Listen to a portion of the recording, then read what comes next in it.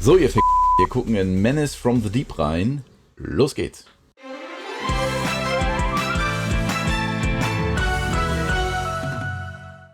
Gut, dann wollen wir mal sehen. Ja. Gehen wir mal auf neues Spiel, würde ich sagen. So viel mehr Optionen haben wir nicht. Ist halt noch hier Version 0.2. Also es ist im Grunde genommen die Demo. Sollte ich mal erwähnen. Ja, genau. Also starten wir ein neues Spiel und schauen mal, was uns da erwartet. Das Innsmouth Museum. So, here it is. The inside of the Innsmouth Museum. It looks enchanting, Mr. Mayor. I'm glad to see you're impressed, Mr. Graham, and that you decided to visit Innsmouth after all. But as you can see, the museum is currently going through challenging times. Due to a rotting roof in most of the halls, there's a lot of moisture. We had to remove the most valuable exhibits to protect them from mold. It's a bit chilly in here, but don't worry. My foundation has restored buildings in worse condition. Dr. Kraus, how do you... Oh, are you asking me? I'm thrilled! I can't wait to start to conduct an additional inventory. Mr. Graham, the museum is on the brink of closure. I would even dare to compare this place to an old and ailing horse that's better off being put down to end its suffering. Most private collectors have far superior collections. I know what I'm doing. They've called me worse names, my friend. Give me some time, and your town will be known for more. Thank you for your time, Mr. Mayor. I won't keep you any longer. Dr. Kruger and I will explore the museum, and if his assessment is positive... Thank you, Mr. Graham. You're the only patron who has shown interest in Innsmouth cultural heritage. I'm just not sure what you're expecting to... Brain, you're a terrific actor. I'm sorry, Head. I thought we agreed that my nickname is Kruger, not Kraus. Don't worry. I believe this museum building will be perfect for the... What? What's happening? This building is about to collapse! Gosh! Keep your composure. It's just a minor earthquake. These things happen in Innsmouth. As you say, Head. But what was that? You need to get out of the laboratory more often, Brain. I'm sure it's just the ships. Gather your people and see what interesting exhibits the moths can find here.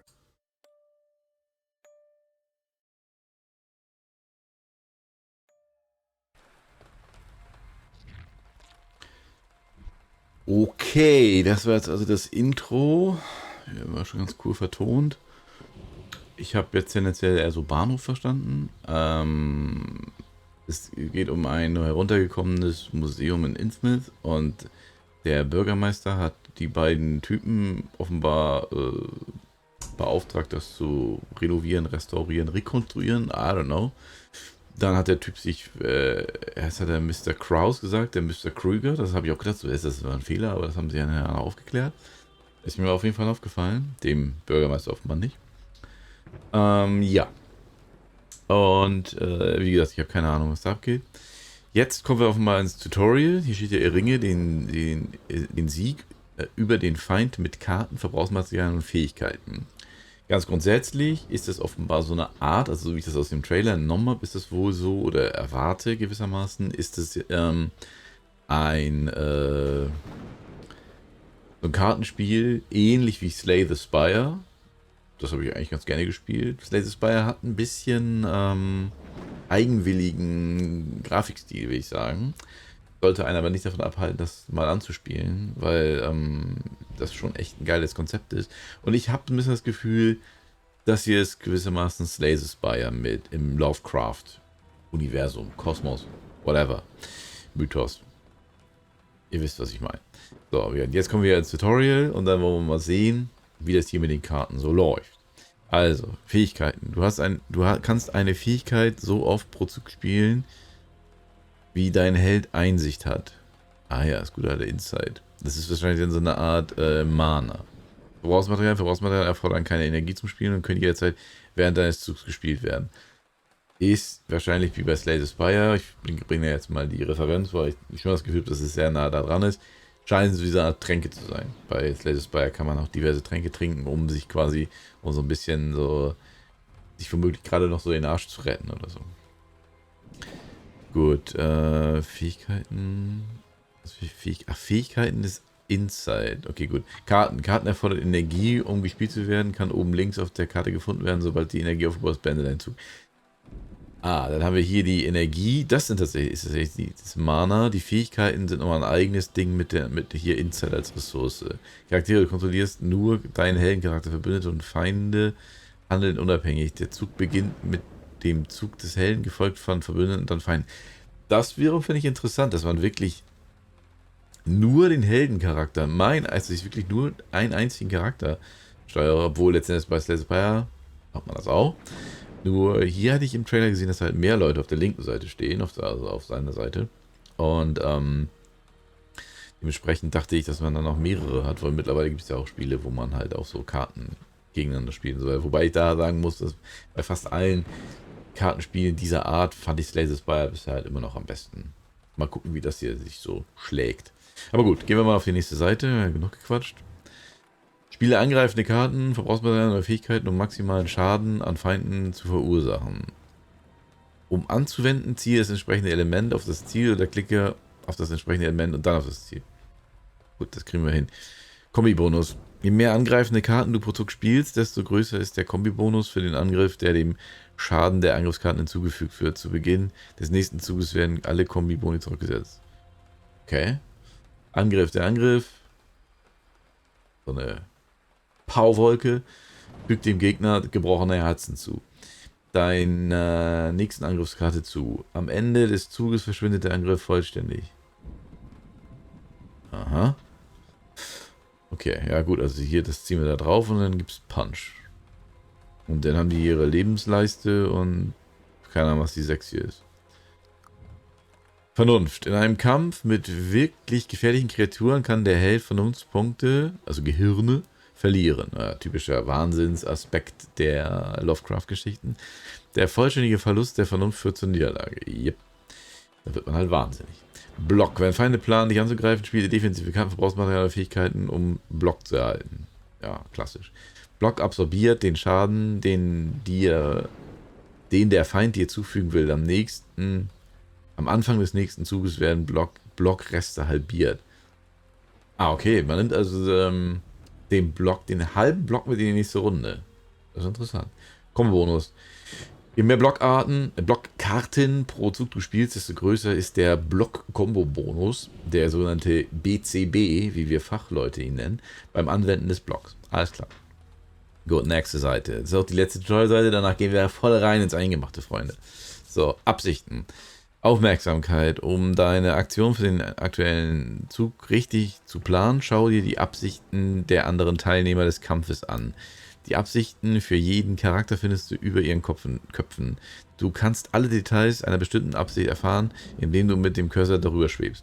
Auch klassisch, weil bei Slay the Spire ist es auch so. Guckst du halt nach, er greift dich an, macht 4 Schaden, dann musst du halt sehen, dass du 4 Block auf deine Figur kriegst, damit du ohne Schaden rauskommst. So, und dann haben wir noch Status und das ist Tutorial Page Note 2 Text. Gut, alles klar. Gut, dann sind wir soweit. Dann gehen wir jetzt in die Vollen. So. Also. Ja. Okay. Was ist das hier? Wut. Wenn der Held Feinde angreift oder angegriffen wird, erhält er Wutpunkte. Das Füllen des Balkens gewährt dem Helden den Rage-Status. Ja, und was ist Rage? Üblicherweise, es hat sich ja mittlerweile eingebürgert, dass wir in solchen Spielen halt immer, wenn man den Pointer länger über den Tooltip hält, dass der dann fixiert wird und man dann da auf die anderen Dings geht, aber so, die anderen Buzzwords oder Links oder was auch immer. Aber so werde ich halt nie rausfinden, was Rage ist. Also ich komme da hin. So, das hier ist Hand Lotus. Aber wen spiele ich denn jetzt? Hand? Weil ich siehst ja, ich kann nur einspielen. So, hier unten ist meine Mana, hier ist mein Block-Kombo-Bonus, mein Angriffs-Kombo-Bonus, der sogenannte ACB. Verband, das ist eine Fähigkeit. Was ist das hier? Messerset, also so ein passive, okay. Das kostet Insight, oder was? Nee. Nee, hä? Das hier kostet Insight. Das kostet 3 Insight. Das hier, ach, das ist die Ausrüstung. Das wurde gar nicht erwähnt, oder? Habe ich das verpasst? Ich meine, das wurde gar nicht erwähnt in der, im Tutorial. Aber auf jeden Fall gut, die Ausrüstung sind dauerhafte Buffs. Genau, bei Slay the Spire waren das im Vergleich dazu die Schmuckstücke. Dann haben wir hier den Verband, halt 4 Helden auf dem, oder Verbündeten. Kostet 3 von 15 Insight. Zeitung, erhält durch eine Zeitung erhält man 20 Block. Ich sage ja immer, ne, das heißt ja immer, Zeitungen, Printmedien sterben aus. Also Leute, denkt dran, mit der Zeitung erhaltet ihr 20 Block. Also falls ihr mal in so einen Nahkampf geratet und habt eine Zeitung dabei, das ist euer bester Schild. Giftiger Pfeil, anwenden, Vergiftung, okay. Also dieses Pentagramm scheint ja so eine Art magischer Schaden zu sein. Und starker Kaffee, geil, da gibt es 2 Energie extra. Das ist cool. So. Dein Deck, Tutorial, Stockwerke. Achso, gibt es offenbar so eine Art hier. Dungeon Crawl. Ich weiß gar nicht. Na gut, egal. Schauen wir mal. Was ist das hier unten? Ziehstapel, Ablagestapel, Erschöpfungsstapel. Ah ja. Wenn eine Karte die erschöpfende Eigenschaft hat, wird sie statt in den Ablagestapel in den Erschöpfungsstapel gelegt. Ja, soweit so klar, dann kommt die nicht mehr wieder. Dieser Stapel erhält Karten. Also ist ja ein Rotationsprinzip, ne? Die Stapel, Ablagestapel, und wenn Karten erschöpft werden, sind die aus dieser Rotation raus. Gut, dann wollen wir mal sehen. Also, wie sieht man hier die Absicht? Nee. Die machen noch gar nichts, oder was? Warum sollen wir die Fische eigentlich vermöbeln? Ich meine, die sehen jetzt ein bisschen unsympathisch aus, aber... Und was ist das hier unten? Das ist ein Symbol. Ach, da. Ah, okay, man kriegt... Okay, Widerstandsfähigkeit 1. Jedes Mal, wenn der Charakter angegriffen wird, erhält er den Status Geschicklichkeit. X ist die Stärke des Status.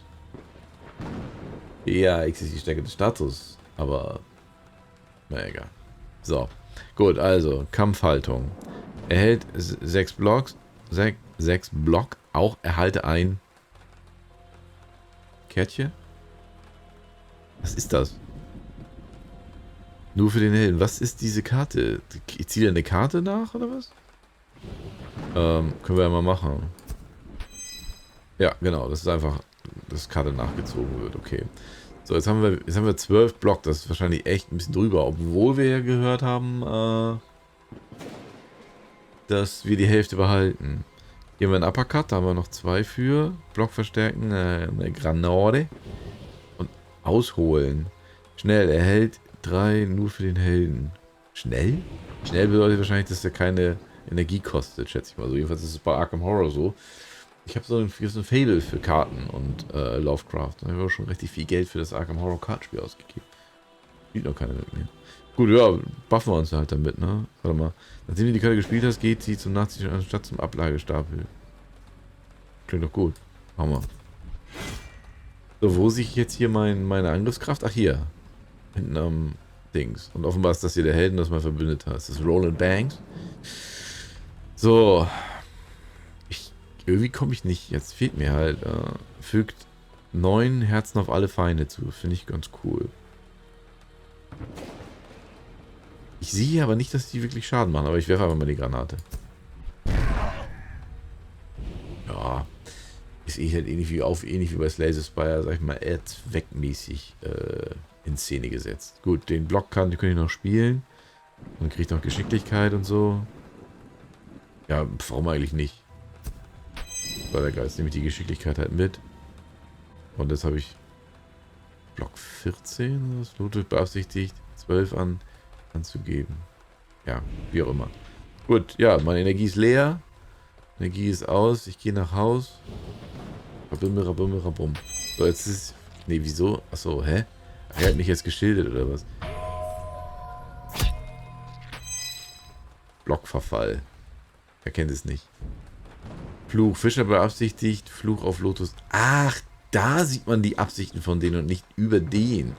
Das ist ein Unterschied zu Slay the Spire, weil da sieht man nämlich, bei Slay the Spire sieht man aber genau über den Gegnern, was die mal vorhaben. Und hier sieht man offenbar Ah ja, okay, gut, aber durch die Linie ist es ja relativ gut zu erkennen. Fischer war es wichtig, 6 gebrochene Herzen an Hand zu verursachen. Habe ich hier noch jetzt 11 Block? Ich weiß nicht. Minibomben. Monsterbedrohung. Fügt 3 gebrochene Herzen auf einen zufälligen Feind 3-mal. Ne.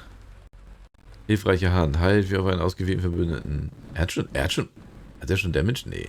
Jetzt durch diesen Verlauf hier in dem Balken sieht das so aus, als ob da schon was fehlen würde. Aber numerisch sind wir hier auf noch auf 50 von 50. Was ich nicht verstehe ist, hier steht ja Fluch. Aber woher weiß ich jetzt, was Fluch ist? Jetzt muss ich so lange warten, bis ich den abgekriegt habe oder was? Jetzt weiß ich ja gar nicht, ob das schlimm ist oder nicht.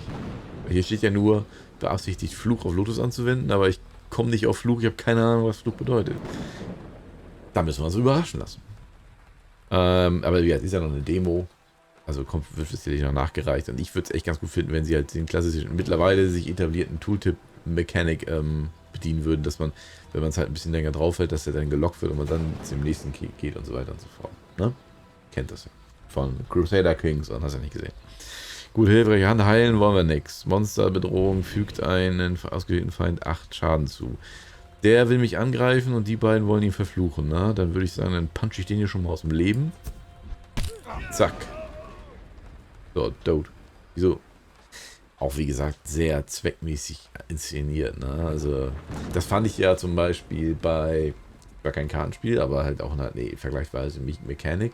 Bei Darkest Dungeon. Sehr viel geiler inszeniert, so wenn die so angegriffen haben und dann immer so eine kleine Katze, die hat Darkest Dungeon 2 noch nicht wirklich gespielt, das ist ja 3D.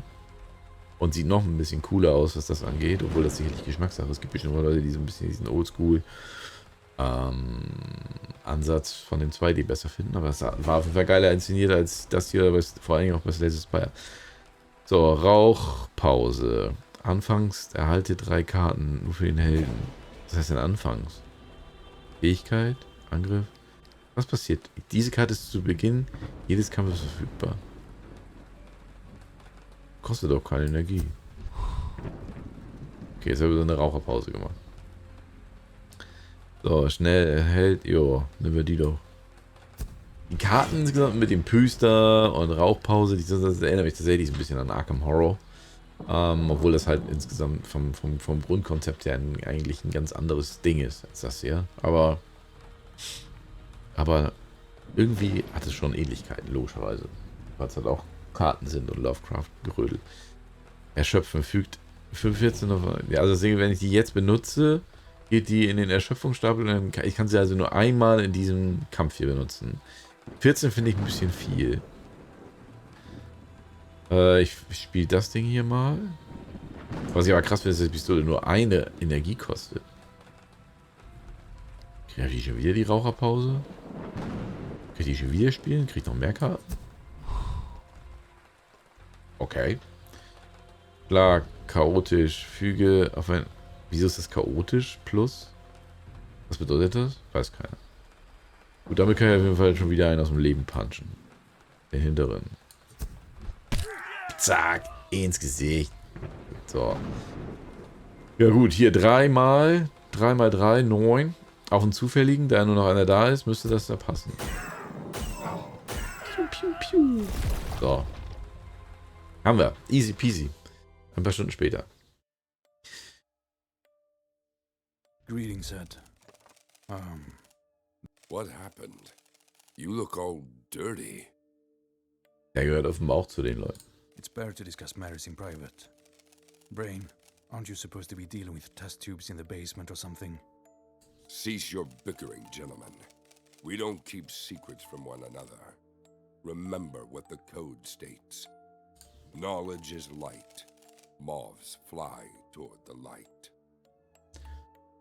Okay, er will damit also sagen, dass Motten wissbegierig sind oder was? Das habe ich, die Perspektive habe ich so noch nie gesehen. Alright. Lotus and I visited the village, as per your orders. Many of the residents there are not in their right minds. They refuse to talk to me. As night fell, we followed a group of fishermen dressed in rags who were heading towards the shore. They were mumbling something about the heart of the sea and carrying sacks. Gut, Innsmouth, dass die Innsmouth-Leute nicht übermäßig gastfreundlich sind, das weiß man ja schon. Was ich so witzig finde, ist, der sieht ja total vermöbelt aus. Ich bin ja doch total flawless rausgekommen. Ich habe da nicht einen einzigen Punkt Schaden gekriegt. Approaching the ocean, they boarded a boat and dropped those sacks near some sort of huge rock sticking out from the surface of the ocean. Lotus and I decided to use the same boat to get a closer look at the rock. Suddenly, as we approached the boat, attackers emerged from nowhere. There were many more of them. We had to flee, and something very strange happened there. I'm certain it was some kind of cult ritual, but I have no idea. Calm down, Hand. You did everything right. Gosh! Hand, why couldn't you have observed them more closely? What if they remember you? He did everything right. Go get some rest. You've done a great job. Tomorrow morning, assemble a larger group from our society members and head back to the protrusion. Brain will also provide some of his people. For now, let's disperse and rest.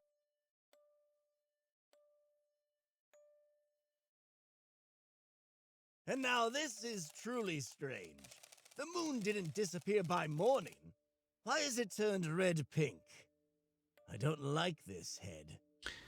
Was ich so ein bisschen komisch finde, ist, also ich weiß ja nicht, ob das auch ein Roguelike ist, ähnlich wie Slay the Spire, wo man halt relativ, wenn man einfach so ein bisschen Pech hatte mit den Karten, mit den Gegnern, mit den Items, die man gekriegt hat und so weiter, dann war halt schnell Feierabend und dann hat man halt einfach direkt den nächsten Run gemacht oder so, wenn man halt noch Bock hatte.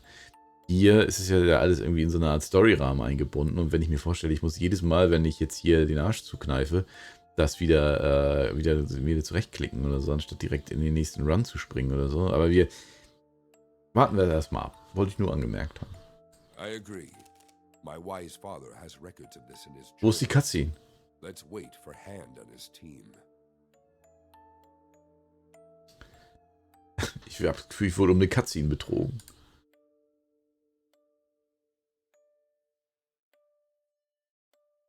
Here's the rock the fishermen were talking about.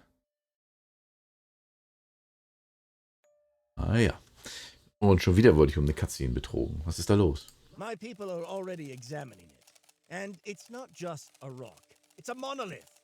I can't say yet what the monolith was doing at the bottom of the ocean, but it's definitely not a simple rock.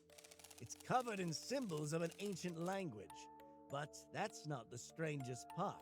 Inside the monolith, we detected signs of a very powerful force, the nature of which I'll need to investigate further. And I can't wait to begin my research. Head, if this monolith holds any secrets, I will uncover them. I never tire of repeating, there are no unknowable things if you're willing to accept that the answer may be far more insane. I'm so excited. It's as if Christmas came early this year. Go ahead, Brain. Do your magic. Entfessle deine Magie. Now, regarding the moon. According to my father's journals, the bloody moon is a sign of a new era approaching. An era of a new order and the coming of the elder gods. My father didn't speak idly. So I'm beginning to lean towards the idea that our arrival in Innsmouth is not in vain. I've already heard this from a local. Though they may not be talkative, I can get anyone talking. The local claims to have seen amphibious people with bulging eyes and scales all over their bodies. He says they are messengers of the gods. Please try to avoid using force whenever possible. You know I don't encourage it. Klar, keine Gewalt.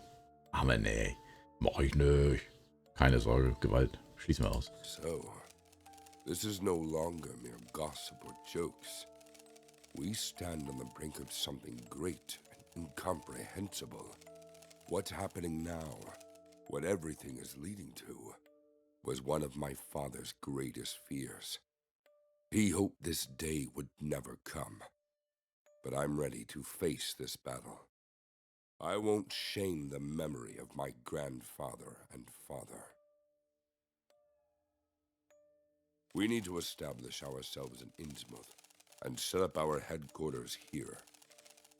Please go visit the mayor and inform him that the museum is already under restoration. Ich sehe gerade, hier steht ja Escape Cutscene überspringen. Also gut, okay, dann kann man wahrscheinlich einfach sagen, so Clock, zack, raus. Aber für euch lese ich mir das hier alles durch oder so. Oder hören wir das alles an.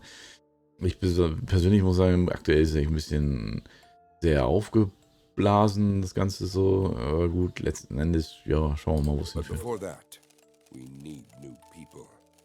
Volunteers who are eager to uncover the truth. New.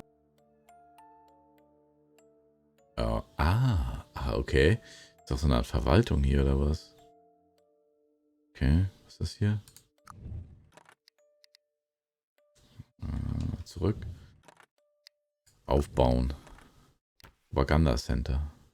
Nicht verfügbar in der Demo-Version. Was ist denn das? GPS?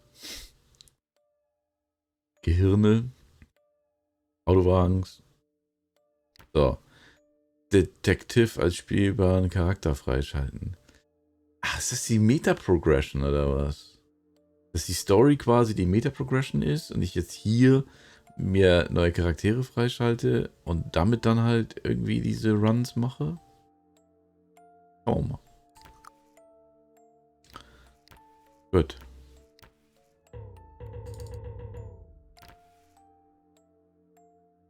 Entsperrt ein weiteres Startdeck für alle. Ja, das sind so Buffs. Gibt es, ich habe hier Anfang der Reise. Genau, ja, das sind die Buffs für neue Runs. Ja, okay, jetzt starten wir die Reise. Denn? Ein Messerchen. Cool. Gut, wir nehmen den Detektiv. Er hat eine Kamera und einen Hund. Das ist übrigens Arnold Lovecraft. Oder Clifford Dorn, Walter Price, Chester Gräber, Chester Jefferson, Walter Woods. Ah, gut, nehmen wir Walter Woods. Stading. So, jetzt wird das interessant. Ich habe 75 Geld. Deck auswählen, aggressives Deck, Lupe, Inhalte ein Verbrauchsmaterialien. Okay, das ist ein Grundrelikt, das ist wahrscheinlich charakterabhängig, ne? Blitz. Okay, also ich kann mit einem Blitz eine Karte ziehen. Kostet mich offenbar eine Insight. Was ist das denn hier? Sieht aus wie Benzin. Kann ich in der Gegend rumfahren? Deck auswählen. Oh Gott, jetzt hier Schlag, Granate. Defensives Deck. Baue. Bibliothek Level 1, um ein Startdeck freizuschalten. Kann ich das nicht auch editieren? Naja, wird wahrscheinlich noch dazukommen, denke ich mal. Eigentlich ist es ja Sinn der Sache. Obwohl, ich weiß gar nicht. Bei Slay the Spire kriegt man die Karten zufällig. Hier kriege ich das Deck einfach so. Oder habe ich das vorne rein? Wir spielen einfach mit einem aggressiven Deck, ne Leute? Was haltet ihr davon? So, Deck auswählen, aggressives Deck, ein grundlegendes Deck mit hauptsächlich angriffslustig. Klingt irgendwie witzig. Karten und Tricks für ein aggressives Spiel. Joa. Okay. Auf geht's.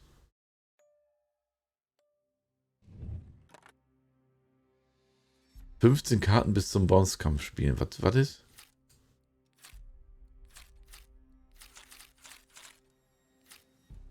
Spiele die oberste Reisekarte aus einem beliebigen Deck auf der Reisestrecke.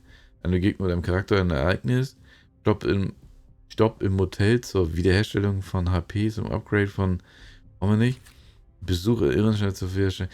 Okay, das heilt Herzen, das heilt Gehirne. Was ist das jetzt? Illustration is under construction.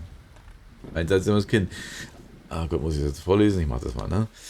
Als du an den Ruinen eines verlassenen Hauses am Flussufer vorbeigehst, hörst du leise blubbernde Geräusche wie ein Singen klingen. Sowie Klopfgeräusche. Du untersuchst einen Haufen Schutt und Ziegelsteine, aus denen die Geräusche kommen. Langsam taucht ein Kind ins Lumpen daraus auf. Wie diese Lumpen, die nicht zerlumpt sind? Man weiß es nicht. Und starrt dich an. Der Körper und das Gesicht des Wesens sind teilweise von Schuppen bedeckt. Zwei große, runde, schwarze Augen fixieren dich. Ohne Furcht dir gegenüber nähert sich das Wesen und streckt die Hände aus. Bäh. Der erste Angriff und Suche, wofür sich das Monster interessiert hat, reiche in die Hand. Ja, tendenziell würde ich eigentlich sagen, komm, kill it with fire. Aber wir so untersuchen mal. Mit deinen Schreien jagst du das Wesen fort. dass ich schreien wollte, stand da, habe ich das nicht, dass ich bei der Option schreien würde, habe ich jetzt nicht so rausgelesen. Mit deinen Schreien jagst du das Wesen fort und gehst sehen, wofür es sich so interessiert, auf alles vorbereitet, schaust du in einen Haufen und findest Materialien in gutem Zustand. Geil, 3 Hölzer. Damit kann ich doch schon was machen. Schließe alle Karten ab, um fortzufahren. Belohnung annehmen. Geil. So. Besuch beim Händler zum Kaufen nützlicher Gegenstände. Stopp im Hotel. Bin doch noch total fresh, ne? Dann brauche ich jetzt ja nicht 75 Muffins und 3 Holz. Ja, ich habe 75 Kohlen. Dann kann ich ja hier... Okay, also dann ist der Weg dieser Reise läuft hier über zufällige Decks und nicht über so eine Map wie bei Slay the Spire. So, Whisky, erschöpfen, anwenden, da kriege ich hier geistige Verwundbarkeit, schätze ich mal. Der Charakter enthält 50% mehr Schaden vom Basis. Jeder Stärkepunkt. Doppelläufige Schrotflinte. Fügt 3 gebrochene Herzen auf alle Feinde. 3. Boah, da kann ich mir bei Weitem nicht leisten, ey. Was soll ich mit meinem 75? Ich kann mir diesen Staubwedel leisten. Giftiger Pfeif. Ja, mehr auch nicht. Kaufe ich mir halt. Nee, warte mal, was ist das hier? Anwenden. 5 Verbrennen auf einen ausgewählten Feind. Es ist im Sale. Aber jetzt ist die Frage, was kostet es sonst? Kostet es sonst 75? 8 Vergiftungen auf einen ausgewählten Feind und 5 Verbrennen auf einen ausgewählten Feind. Ich weiß nicht, ich finde Feuer ist meistens effektiver gegen Monster oder so, ne? Giftig sind die meistens ja eher selber. Also nehmen wir das hin. So. Haben wir das auch erledigt. Machen wir mal bei Händler, haben wir das auch mal gesehen. Okay. Eine Auseinandersetzung mit einem Wesen aus anderen Welten. Monster-Melee. Hier kann ich sehen, was als nächstes kommt, oder was? Kampf gegen Elite-Gegner. Okay. Ja, gut, aber wir haben hier ja noch eine Heilung für Gehirn, eine Heilung für Herzen und hier können wir ja dann gegen das Viech können wir ja einfach mal angehen, ne? Oh. Keiner. Was soll passieren? Was? Moment mal. Das sind 4 Stück. Ich habe nicht ein Wesen. Und ich hatte doch ein aggressives Deck gebucht, oder was? Wieso habe ich hier 3-mal Block? Wieso habe ich von 4 Karten 3-mal Block? Wo ist das aggressiv? Wut. Jedes Mal. Guck mal hier. Jedes Mal, wenn der Charakter verletzt wird, er hat zusätzliche Stärke. Schön. Die haben gar nicht. Doch, er will mich toasten, oder was? Verfluchter Angriff. Zog. Ist das dieser Zog? Heißen alle so. Beaufsichtigt 4 gebrochene Herzen zu verursachen, wenn der Angriff den Block durchdringt, wenn der Fluch verhängt. Ja gut, aber da können wir ja erstmal schon mal hier mit einem 5er Block gegenhalten. So, dann kommst du ja schon nicht durch. Die wollen offenbar selber blocken, habe ich das Gefühl. Ich würde sagen, wir machen mal Verwundbarkeit auf alle. Das ist immer gut. Und würden dann... Okay, wir sind schon durch. Ich habe nur 3 Energie. Ich war noch bei 4 von dem Einführungskampf. Ja gut, dann sind wir ja auch durch. 2 Runden Verwundbarkeit. Der Hund macht ja selber, ne? Alles klar, dann wollen wir mal sehen. So, der hat mir jetzt eine verpult und hat dann mehr Damage gemacht. So. Jetzt wollen die mir hier ordentlich einen einschenken. Und gerade jetzt habe ich natürlich keine Blocks mehr auf der Tasche. Und ich habe in der letzten Runde auch nicht so viel Block aufgebaut, dass jetzt noch was übrig geblieben ist für diese Runde. Ich habe hier, dieses blinkende Ding ist offenbar eine Prognose. Das ist schon mal ganz gut. So, jetzt haben wir hier aber eine Granate. So, dann wollen wir das uns erstmal... Boah, geil, wir können uns hier... Wir gehen jetzt erstmal hier voll auf Mega Buff. Jetzt haben wir eine Angriffskraft von 6. Sehe ich doch richtig, oder? Verstehe ich doch richtig, ne? Ich meine, irgendwo erklärt wird es ja nicht. Außer im Tutorial. Und dann würde ich sagen, jetzt haben wir das schön kostenlos gebufft. dann könnten wir theoretisch, ja, wir müssen auch ein bisschen auf die Energie aufpassen, aber das passt genau auch mit den Dingern, die wir auf der Hand haben. Dann würde ich sagen, fuck, ja, gut. Aber hier, erhalte, übernehmen wir uns mal eine Karte, ne? Ja gut, 3. Ja gut, egal. Bleiben wir beim ursprünglichen Plan, weil damit können wir ja max. Wir vermöbeln den hier hinten. Ist der schon mal weg. Die haben ja noch Verwundbarkeit. Wir kriegen 50% mehr Schaden. Jetzt können wir das sicherlich ausrechnen, wie viel die von dieser Granate kriegen, aber das mache ich nicht. So, gibt es hier mal Punch. Da gab es noch einen Combo-Bonus. Nichtsdestoweniger. Ach ja! Ich habe mich gerade gefragt, warum wir jetzt mehr Damage kriegen, aber die haben ja diese Wut. Deswegen kriegen die ja mehr Stärke. Sieht man offenbar an dieser Hantel, wenn die Damage kriegen. Und die haben ja gerade Damage gekriegt. Das heißt, jetzt kriege ich von jedem noch einen Schaden mehr. Was macht der Hund? Der blockt oder was? Naja, egal. Schauen wir mal, was passiert. Ich kann ja auch noch einen toasten, ne? Aber das schaffen wir auch so. Wir können uns auch noch heilen. Hat sich jetzt geheilt? Gar nichts gemacht? Oh Mann. 5, 5, 5. Warum 5? So, hier holen wir uns nochmal wieder Punch. 3 Angriff. Und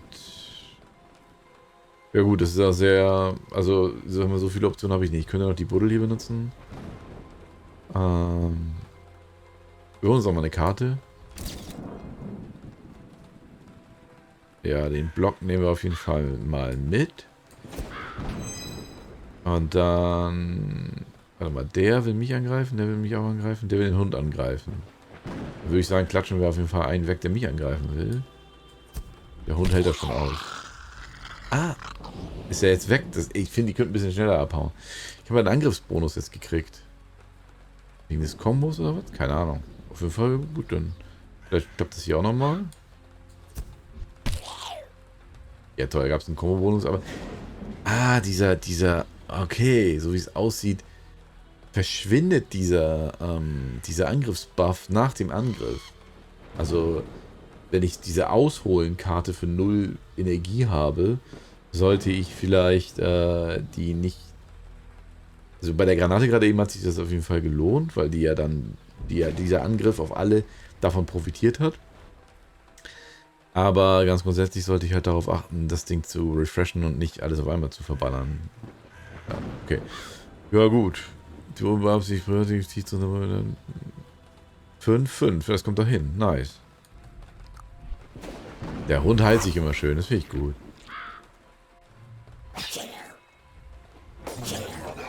Der Hund blutet. Wieso blutet der jetzt auch?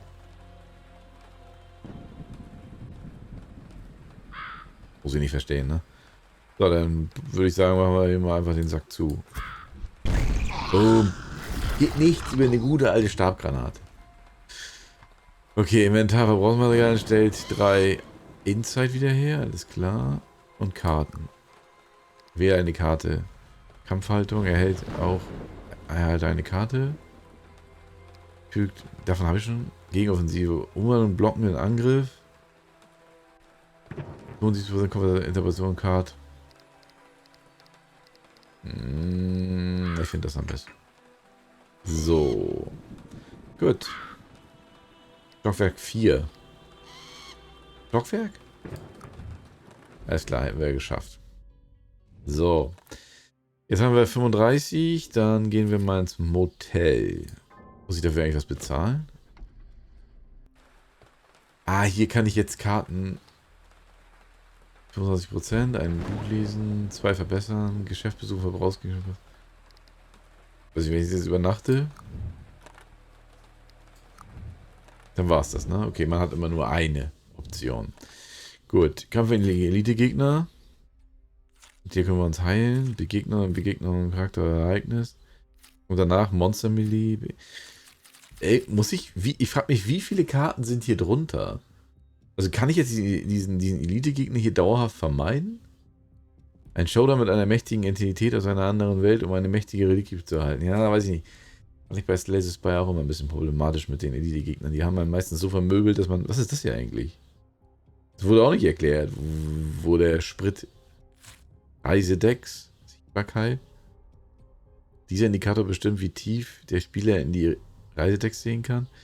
Dieser Indikator bestimmt, wie viel Reisedecks zur Auswahl stehen.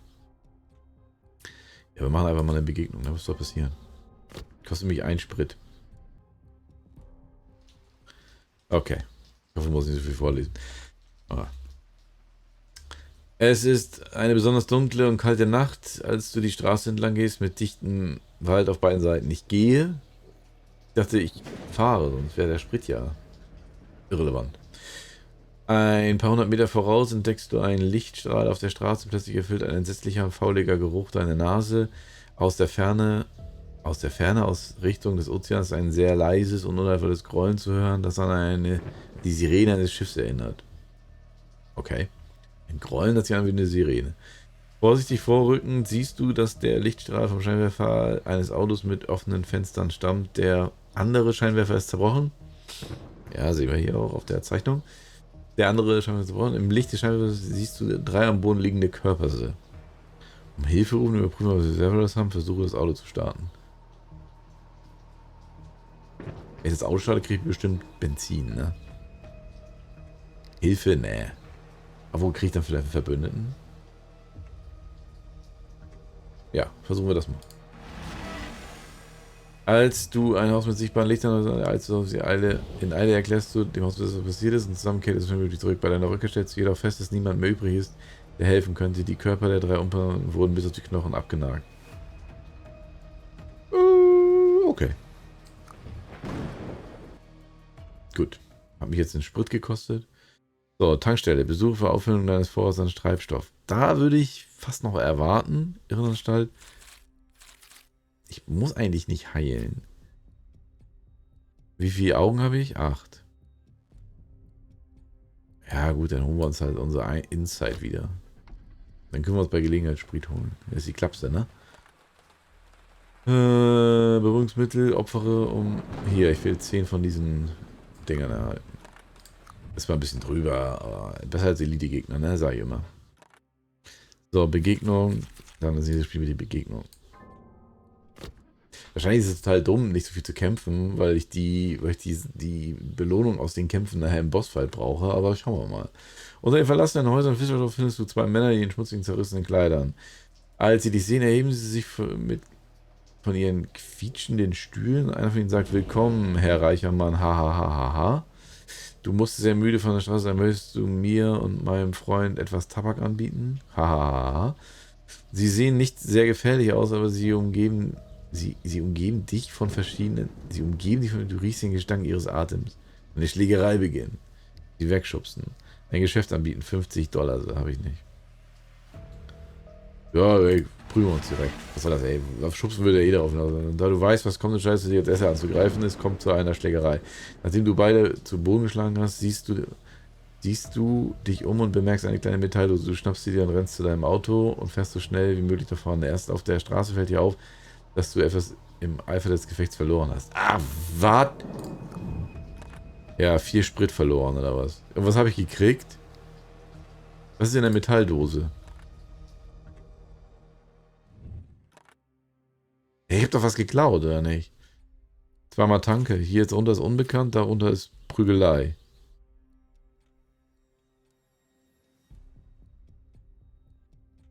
Wenn es jetzt ein Stream wäre, ne, würde ich euch ja fragen, ob ich den Elite-Gegner angehen soll, aber da würde ich ja echt noch mal drauf mit warten. Obwohl, auf der anderen Seite stehe ich echt ganz gut im Schuh. Auf der anderen Seite könnte es auch sein, dass der Ofen hier gleich aus ist. Wir fahren erstmal tanken und dann sehen wir weiter. Aber welche? Ja, aber gut, dann müssen wir uns ja hier so entscheiden, was wir machen. Also, ich würde sagen, erstmal tanken wir und dann prügeln wir uns. So. So, ich getankt.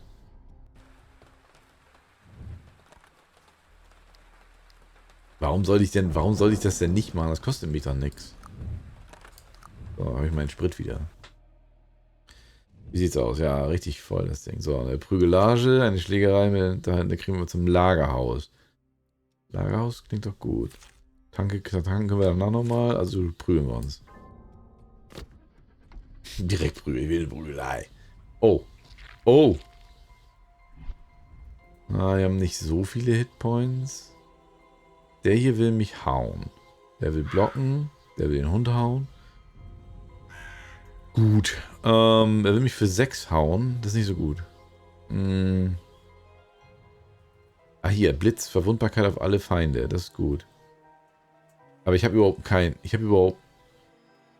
Mann. Aber das hält 2 Runden, ne? Das heißt, das könnte ich jetzt schon mal machen. Das Ausholen bringt mir gar... Oder doch? Hält das bis zum Angriff? Egal, das testen wir mal. So, gucken wir mal. Ich habe jetzt einen Angriffsbonus von +3. Dann wollen wir mal sehen, ob der bei der nächsten Runde noch da ist. Weil ich nichts habe, um das jetzt auszulösen. Weil ich keinen Angriffsding da drin habe oder so. Verwundbarkeit würde ich gerne auslösen. Kann ich auch, weil ich kriege nur einen Damage. Also machen wir Verwundbarkeit, weil das hält 2 Runden. Das kann ich in der nächsten Runde. Also kann ich die Früchte dieser Saat kann ich dann in der nächsten Runde ernten. Und dann machen wir noch Block, damit wir von dem Kollegen hier... Wieso? Achso, der Hund will ihn für 9 angreifen. Ah ja, okay, verstehe. Gut, Kettchen können wir noch ziehen, bringt uns aber nichts, weil wir keine Energie mehr haben. Also raus hier. So, er hat ihn jetzt vermöbelt. Kriegt der Hund was ab? Okay, 1. Einer ist durchgekommen. So, wie man sieht, der Angriffsbuff ist weg. Das ist schade, aber wir haben hier 9. So, dann den Schlag finde ich jetzt insgesamt nicht so interessant. Da würde ich eher auf die Granate nehmen und dann halt die Kampfhaltung. Aber mich greift gar keiner an, sehe ich das richtig? Was machen die? So, die wollen blocken. Wir haben 6 Block und die Granate macht 6. Ist die Verwundbarkeit? Wieso ist die Verwundbarkeit nicht mehr da drauf? Och man. Gut, egal. Wir machen jetzt erstmal hier den Buff. Das auf jeden Fall. Dann machen wir die Granate. Da war einer bei draufgegangen. Das war schon mal gut. Die anderen wurden auch. Der Hund kriegt ein bisschen was ab, aber hey. Dann könnten wir das Ding hier noch ziehen, kriegen einen Block und können eine Karte ziehen. Aber uns greift ja gar keiner an. Und wenn wir eine Karte ziehen, würde uns das wahrscheinlich eh nichts bringen. Das ist eine Nullkarte, weil wir nur eine Energie haben, die ja dann damit weg ist. Ergo, wir nutzen das Ding hier zum Schlagen und vermöbeln den hier. Zack, Kombo-Bonus direkt weggebroxt. Da ist er hin. Allerdings war es leider keiner, der den Hund angreifen wollte. Aber dafür ist er wenigstens weg. Bei den anderen beiden hätte ich das nicht geschafft. Der Hund heilt sich ja auch, ne? Er ist hart im Nehmen. Siehst du, der ist doch noch frisch, der Kollege hier, doch. Was haben die vor? Er will blocken. Die haben auch noch richtig viele Hitpoints, ne? Ich wäre fast für eine Dreier-Kombo. Ich würde jetzt für eine Dreier-Kombo gehen. Richtig einen einschenken, weil das müsste eigentlich auch tatsächlich bei der Kombo-Geschichte müsste es tatsächlich auch reinhauen. Testen wir einfach mal. Der will den... Ne, der Hund will den angreifen, oder was? Dann gehen wir zusammen auf ein Ziel, ne? Machen wir halt beide dann zusammen schön Handgemenge. Zack. So, jetzt haben wir hier nämlich ein Combo. Boom, noch ein Combo. Ist das jetzt... Wechselt der Hund dann sein Ziel?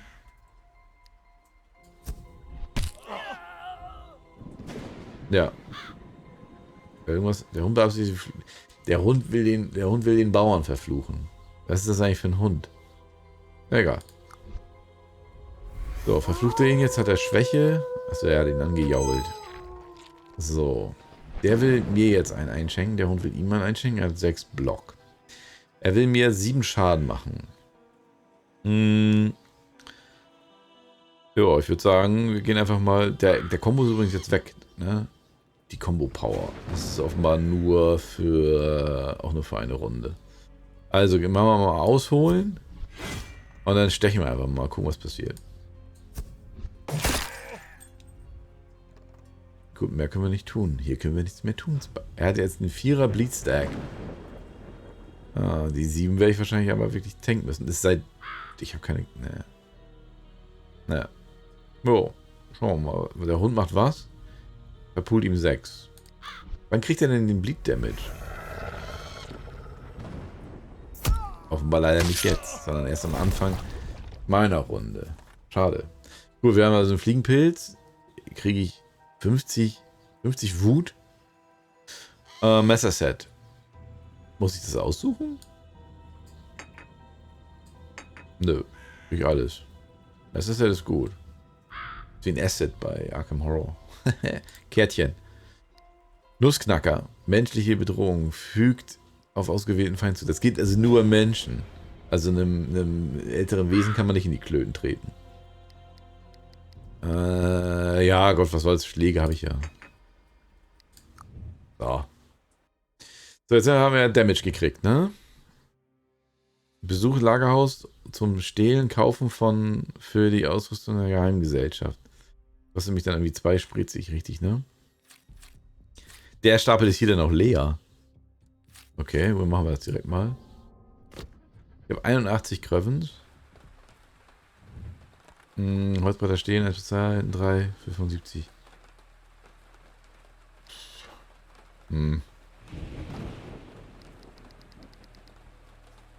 Ich glaube. Kinder macht das nicht nach. Das ist nur ein Spiel. Da darf man das. So, Tankstelle und unbekannt. Ihr seht, ich zögere den Melee so ein bisschen hinaus. Dass man hier nicht sehen kann, wie viele Karten noch kommen, obwohl letzten Endes kann ich ja nur noch... Was sind das? 5 spielen. Abzüglich dieser sind es ja noch 4. Das werde ich mit dem Tank ja wohl hinkriegen, wenn ich jetzt nochmal tanke, ne? So.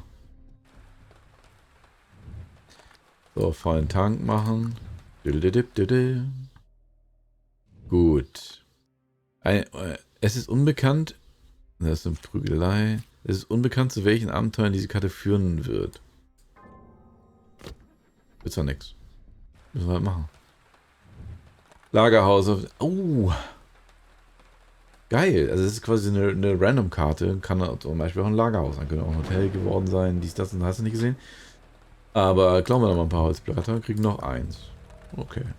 Wenn wir welche gekauft, werden wir direkt mehr gekriegt. Ne? Aber das ist nochmal ein Lagerhaus. Geil. So, dann prüfen wir uns jetzt nochmal. Offensichtlich sind Menschen, die kann ich in die Klöten treten. Ist das was? Das ist doch was. Siehst du, der Nussknacker direkt los. 25 hatten die gerade auch schon 25? Wer will mich denn hier verhauen? Er hier, er will mich angreifen. Und dann holen wir erstmal aus. Knacken ihm seine Nüsse. Die waren offenbar aus Glas. Und dann blocken wir. Halt 2-mal. Wir haben noch ein Energie übrig. Da könnten wir hier rüber eine Karte ziehen. Und kriegen noch einen Schlag. Den würden wir nochmal hier rein. Warte mal, er ist immer noch der. Ja. Den würden wir ihm nochmal einschenken. So, gibt es noch einen Kombo-Bonus. Sieht gut aus. Er will mir einen 7er verpassen. Ich habe 11. Alles shiny. Der Hund heilt sich. Schwächt die Leute. Wird er eigentlich angegriffen? Ne. Ja, easy peasy, Alter. So, die packen sich jetzt hier erstmal schön. Die Schwäche ist wieder ausgelaufen von dem Hund. Er will mir einen 6er einschenken. Das hier finde ich besser als der. Bei dem Block kriege ich nur 5. Und hier kriege ich 6 und eine Karte. Also machen wir das. Kostet denselben Preis. So, Stechen können wir uns nicht mehr leisten. Blitz, Verwundbarkeit, sehe ich nicht. Ich würde ihm hier erstmal noch eine reinhauen, weil er keinen Block hat. Was macht der Hund? Er greift ihn da hinten an, okay. Ich soll hier 7, wenn wir 7 einschenken. Ich lege mir aber nochmal einen 5er drauf, weil der Block gerne bis zur nächsten Runde auch bestehen bleibt. Also zumindest die Hälfte. So, dann wollen wir mal sehen.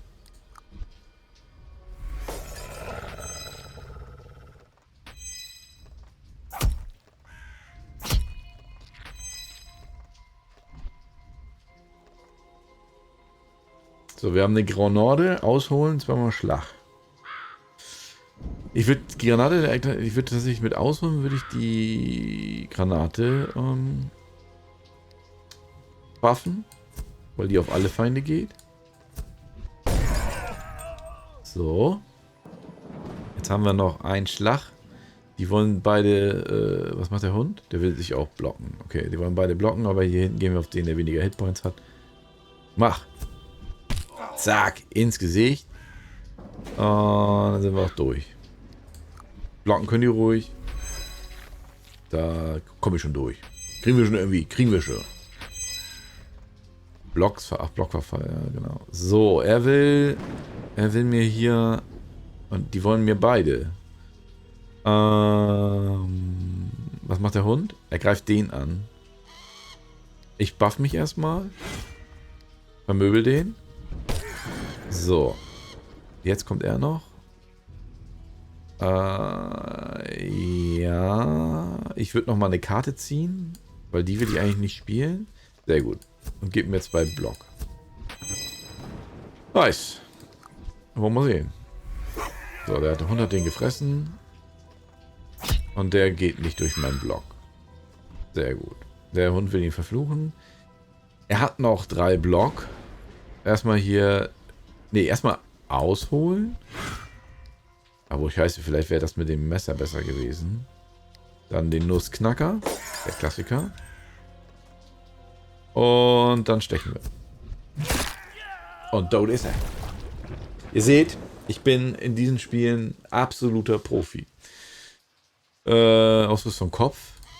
Ja, keine Ahnung. Achso, das ist Waffe, Kopf, Regenschirm. Nachdem der Held verletzt wurde, erhalten. Okay. Nachdem der Held verletzt wurde, erhalten 2 Angriff auf einen Helden. Wusstet ihr, dass wenn ihr den Regenschirm tragt und dann verletzt werdet, dass ihr dann einen Angriffsbonus kriegt? Das hier. Halt eine Suppe. Okay. Das hier, Cut upgraden oder was? Ja, machen wir. Ausholen macht was? Ich krieg dann 4. Ach scheiße, jetzt habe ich nicht gesehen, wo das hinführt. Ich kann beides machen. Bedrohung 0. Welche? Doppelläufige Schruffel in der Schöpfung fügt auf einen Feind 2-mal zu. Klingt gut, oder? Staubschleier fügt auf einen Feind ausgeübt. Er erhält 5. Krass. 5 Angriffsbonus? Ah, ich will die Schrotflinte. Da bin ich einfach ein bisschen martialisch, ne? Nehmen wir mal die Schrotflinte. Gut. Dann gehen wir jetzt nochmal ins Lagerhaus. Oh, geil, wir können uns nochmal heilen, bevor der Boss kommt. Nice. Wir klauen das natürlich. Kohle brauchen wir gleich fürs Motel. Und dann gehen wir jetzt nochmal hier ins Motel. Und heilen uns vor dem Bosskampf nochmal voll. Naja, oder auch nicht voll. Ja, doch, voll. Sehr gut. Gilt auch für Verbündete, dann ist der Hund auch wieder voll. Und jetzt kommen wir zum Schmoss-Schmampf, wie ich immer sage.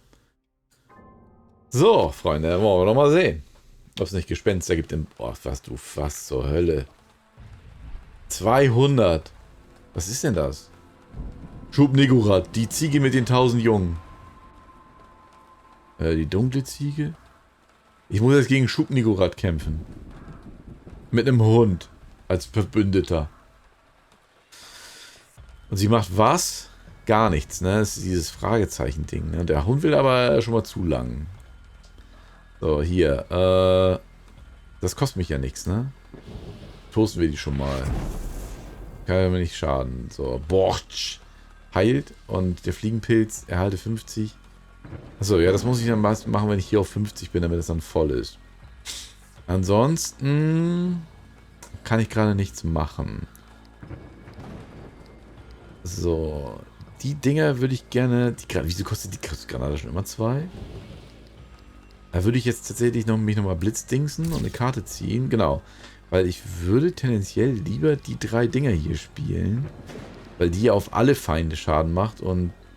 Da ist ja nur einer. Block könnte ich mir schon mal holen. Allerdings hätte ich dann nur 3 in der nächsten Runde. Also, ich gebe ihr jetzt erstmal hier. Schenke ihr erstmal ein.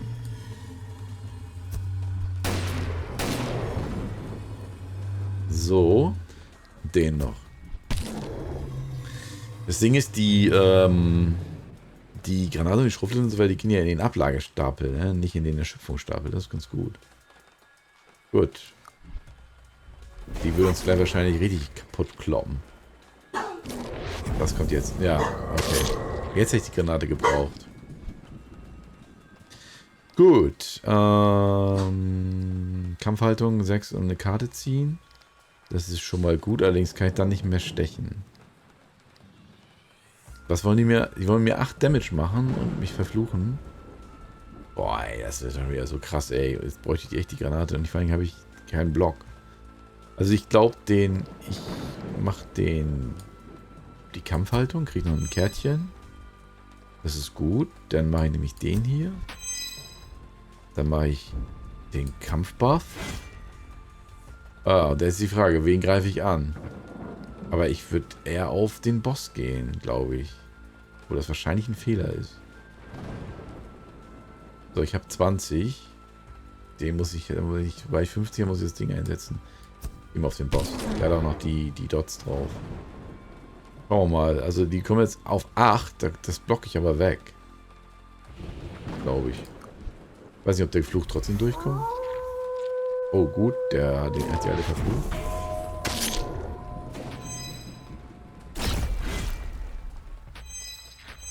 Blockverfall. Bin ich jetzt verwundbar? Nee.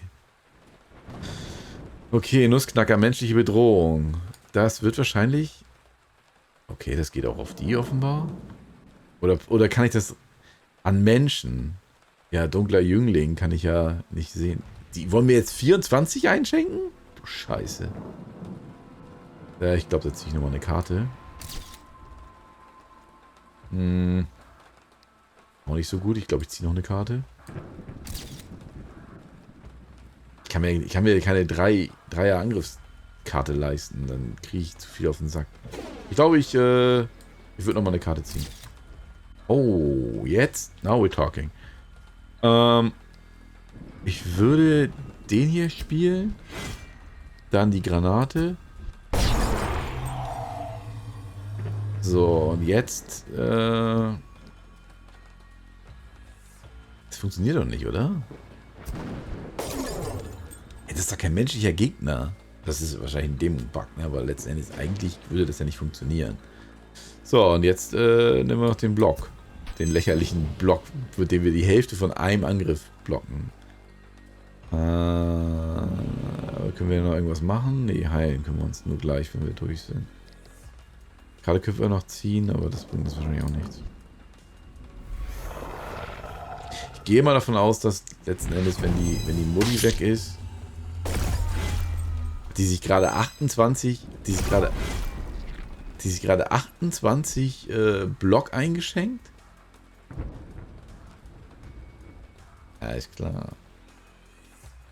So, ich würde sagen, wir heilen erstmal den Borscht. Gute Russensuppe. Dann können wir hier den Fliegenpilz nehmen. Oder, wie lange hält das denn? Wenn der Held Feinde angreift und angreifen will, hält er das Füllen des Feindes gewährt ihn für 3 Runden. Ja, besser jetzt als nicht, ne? Also wer weiß, wie ich noch 3 Runden lebe. Also, essen. So, jetzt bin ich sauer. Richtig sauer. Gut, ich will auf jeden Fall ausholen. Das nehmen wir mit. Dann, ich weiß nicht, so, lohnt sich das hier, den Dings wegzukloppen? Beschwört doch eh dann neue. Ja, machen wir mal. So, schön wäre es, wenn die Hitpoints auch mal weggehen würden. Der Blockverfall müsste doch bei den Viechern auch stattfinden, oder? So, versuchen wir das einmal so.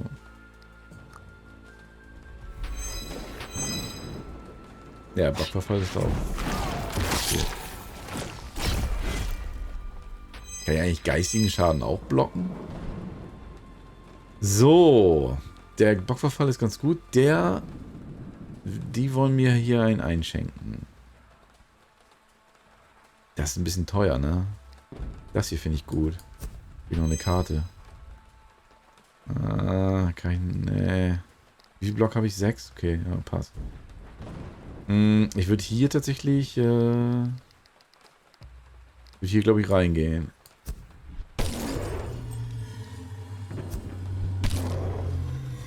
So, jetzt haben wir hier auf 80 runter. Da sollte ich nur einen Schaden kriegen. Der Hund greift auch die große an. Das ist ganz gut, dass da denn der Block runter ist.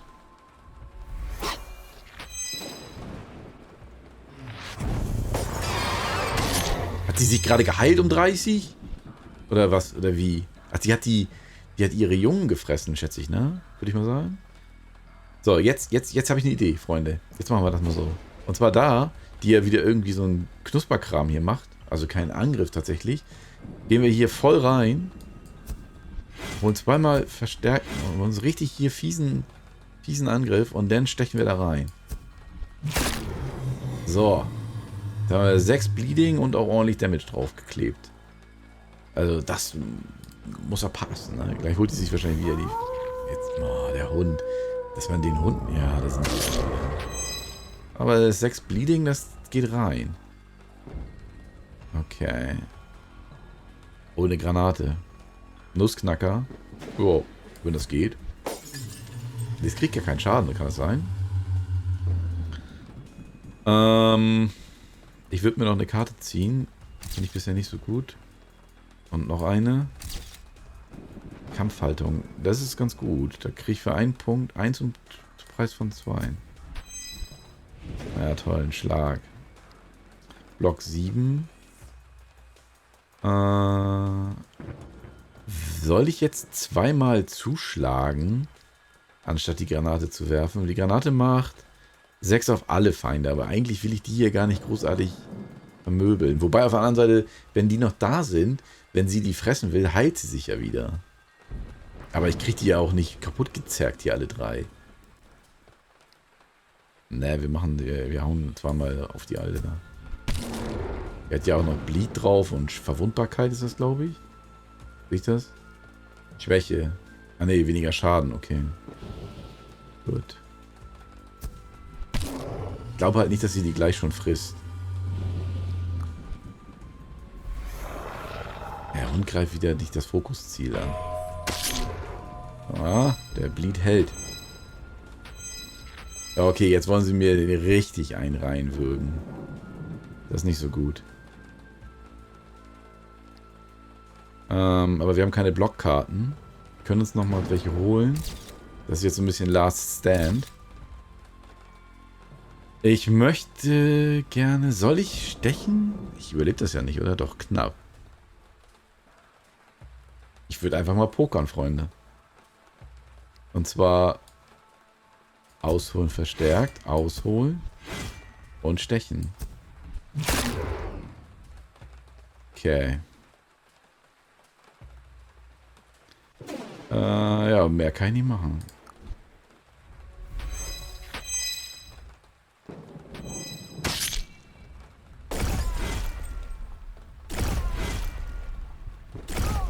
Sieben. Okay. Okay, die 20 Block oder was? Die wollen mir hier nur Gehirn einschenken. 20 Block ist scheiße. Und Dings kann ich auch nicht mehr benutzen, die Kamera. Ich meine, der Bleed geht so durch, aber das reicht ja nicht. Was macht der Hund? Er greift an. Ich würde das hier machen, dann kriege ich eine Karte, vielleicht sowas bei. Ja, toll. Krass, das hat tatsächlich 10 Rüstung abgezogen. Da hätte ich vielleicht mal ausholen sollen vorher. Dann machen wir eine Verwundbarkeit. Ja, mehr kann ich nicht machen. Gehirn passt ja noch.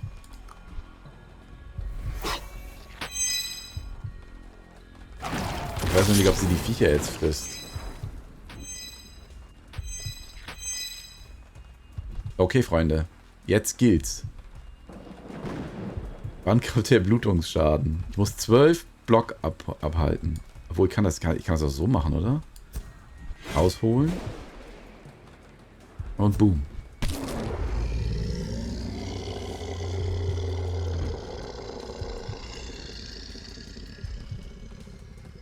Ihr bleibt jetzt noch da, oder wie? Das Das war jetzt nicht so geplant.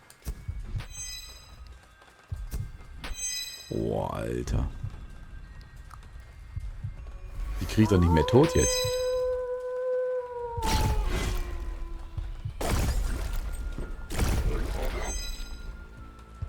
Oder haben die nur eine bestimmte Halbwertszeit? Okay, mich wollen die nicht angreifen, sondern den Hund. Alles klar. Dann würde ich jetzt mal die Granate werfen. Und den niedrigsten vermöbeln. Der will den will der Hund auch drauf, okay? Ach scheiße, ich habe nichts mehr.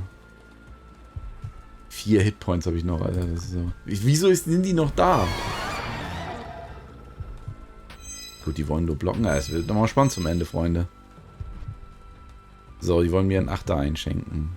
Und ich kann nur... Ja, das ist schlecht.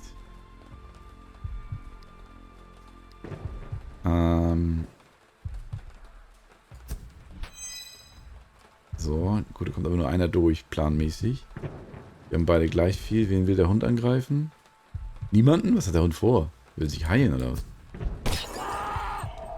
Was passiert jetzt? Ich bin jetzt sauer? Oder? Nee, hä? Hä? Egal. So. Das müsste klappen.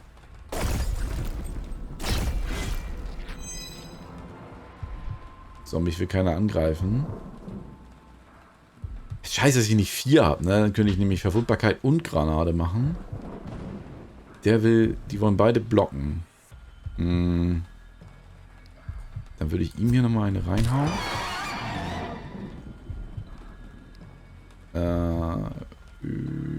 Jo, warum nicht? Gut, ich hätte mir auch Block in die nächste Runde mitnehmen können, aber es müsste auch so klappen. So stark sind die ja nicht. Glücklicherweise. Und der Hund hat sie jetzt auch noch geschwächt. So, was hat er vor? Er will dem Hund einen Achter reinkloppen. Gut, dann machen wir das so. Wir holen uns das hier. Ich brauche eine Angriffskarte. Oh, jetzt kriege ich eine Angriffskarte. Oh, das kann ja wohl nicht wahr sein. Fuck. Ja, ist natürlich denkbar ungünstig, dass ich jetzt eine Angriffskarte kriege, die... Ich habe 7 extra Power und kriege dann eine Angriffskarte, die ich nicht spielen kann. Fuck. Gut, der Block ist schon wieder runter. Dem Hund geht's auch noch gut. Was hat er vor? Wieder blocken oder was? Erstmal den Nuss knacken hier, oder? Können wir vorher was anderes machen? Nee. Zack, 8 Hitpoints noch. Und dann den hier. Zack, Drauf-Tata. Sieg! Haha! Wieder ein Relikt. Was haben wir? Zu Beginn ziehen eine Karte. Sofort bessere 3 Karten. Grimms Märchen passiv zeigt die Ergebnisse aller Optionen an, wenn eine Reisekarte Begegnung gelöst wird. Naja, ich will 3 Karten verbessern. Ausrüstung. Was ist das hier? Talisman am Ende. Erhalte eine zusätzliche Option auswählender Relikte. Stellt wieder her. Was? Was ist Verbrauchsgegenstand? Ja gut, aber ich kann ja beides nehmen. Wir verbessern Schlag. Wieso kann ich immer nur Schlag verbessern? Okay. Wieso kann ich immer nur Schlag verbessern? Das ist doch scheiße. So, wo geht's? Hier kann man es sogar aussuchen, wo es hingeht. Chaotisch. Monsterbedrohung. 10. Warum sollte man... Okay, hier ist noch irgendwie sowas. Keine Ahnung, was das ist. Egal. Verbessern wir erstmal unsere ganzen Schläge. Oh, die Granate. Nice. Ja, müssen wir mal gucken, wo hier der Unterschied... Hier ist 9. Und hier ist erschöpft. Achso, die ist dann weg. Okay. Stechen. Das gefällt mir. Was ist denn die... Wieso kann ich denn so viele... Wie viele kann ich verbessern? Der Nussknacker, Block, ausholen. Ich glaube, ich verbessere einen Block. Erhält 5 auf einen Helden und Verbündete. Erhält 6 nur für den Helden. Boah, das war mal egoistisch, ne? Wieso kann ich so viele verbessern? Achso, jetzt kann ich das hier. Erschöpfen erhält 6. Schnell erhält 3. Boah, das können wir uns auch mal einen Erschöpfenden holen, ne? Was ist das? Erhalte 6. Warte mal, 6 und 2 Karten? Ja, das finde ich ganz gut. Ausholen. Ja, können wir nur das machen? Hier können wir für den Team. Haben wir gerade eben schon den egoistischen gemacht. Die Schrotflinte. Erschöpfen. Ja, war vorher auch schon erschöpfen? Okay. Wieso ist das hier... Das ist doch dasselbe, oder? Ne, 6-mal. Und das hier ist für, auf alle Feinde. Boah, finde ich ganz gut. So. Und dann eine neue Karte. Granaten fand ich ganz gut. So, hier gab es auch noch Kohle. Entschuldigung, Freunde, aber jetzt ist es ein No-Go. Die Zeit ist noch nicht gekommen. Ah, der Fortschritt dieses Charakter endet in der Demo-Version. Keine Sorge, du hast alles wie möglich gemacht. Es ist nur das Ende der Reise, nicht das Ende der Demo. Ja. Das Ende der Reise, gerade das Ende der Demo? Später am Tag? Hä? So. Head, it's good that you're here. We haven't been able to decipher the inscriptions yet. The ancient language specialist insists that these symbols don't resemble any known language. It's a dead language older than Sumerian. That's not all. We were fortunate to discover something very peculiar. Something inside the monolith emits low-frequency pulses in a binary rhythm. The nature of these pulses is completely incomprehensible to us.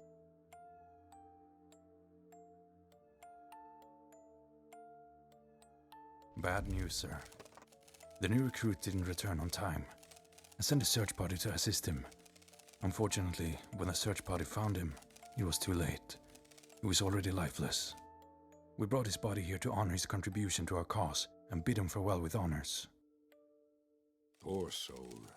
After death, his face froze in an inhumane grimace from the horrors he witnessed on his journey. Good folks, please prepare a pyre for the cremation of the unfortunate. What's happening? Take cover.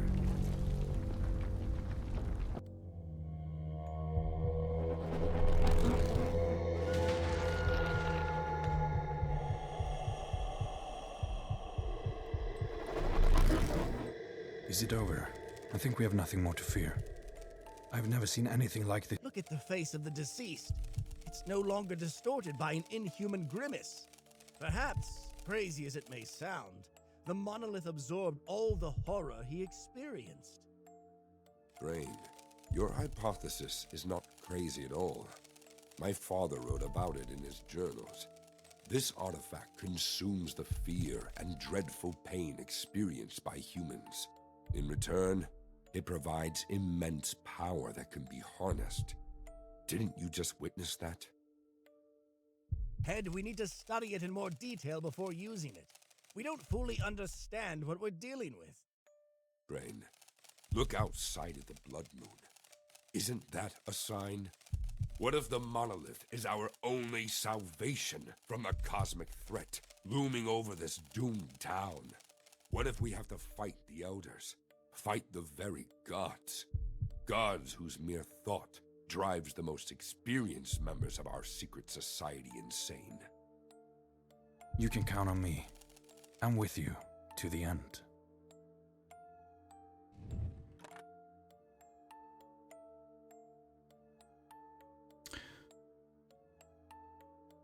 Okay, ich habe 300 Angstpunkte verdient. Deswegen sofort werden Sie auf Ihrer nächsten Reise auf diese Karte stoßen. Arsenal. Erhalte 2 Karten. Okay.